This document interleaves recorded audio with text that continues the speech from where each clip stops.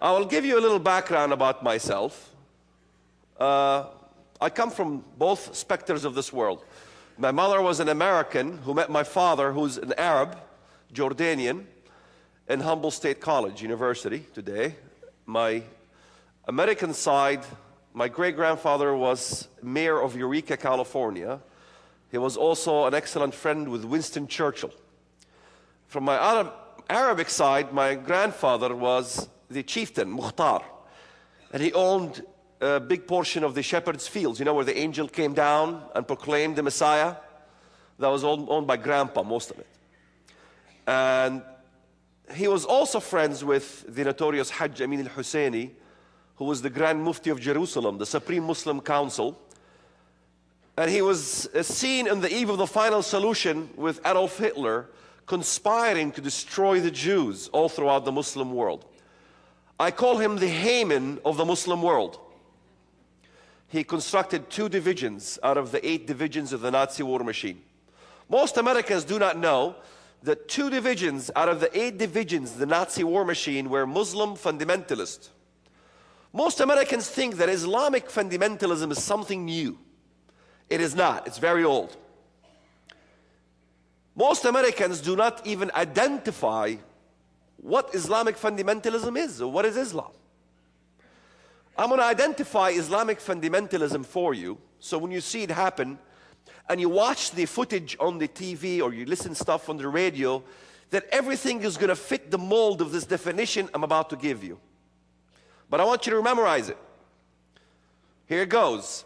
Islamic fundamentalism is a cult-like process that indoctrinates masses in unison in order to convert them to become seekers of salvation by death,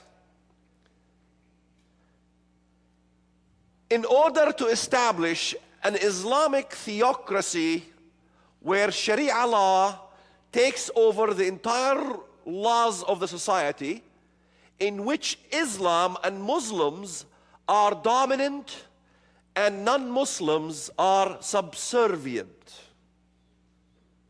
This dogma will take the life of the recruiter and the recruitee in every aspect of their life, in which they always long to the glory days when Islam was triumphant and when Islam ruled the ancient world.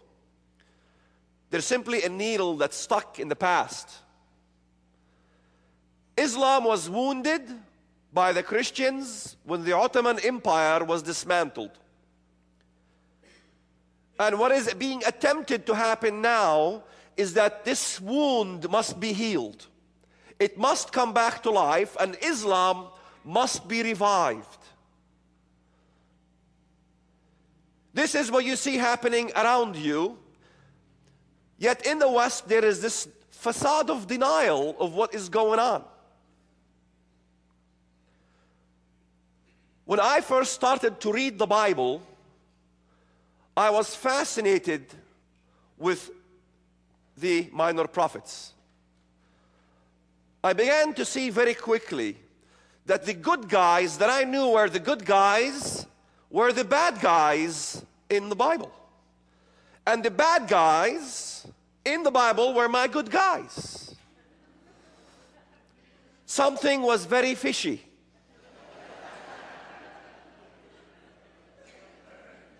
I began to see that my Mahdi was your Antichrist. And your Christ was my Antichrist. In fact, Muhammad said that one of the signs of the times for Muslims is that the false Christ will lead 70,000 Jews and Christians from Jerusalem. Satan even knew that there will be a unity between Christians and Jews in the ends of time. And one of the signs that we know the Mahdi is coming is that the Mahdi will bring a 7-year peace upon the earth. Yet when I read the book of Daniel, I was crushed to find out that my Mahdi was your Antichrist. something indeed was very fishy. I began to understand that Satan was extremely clever.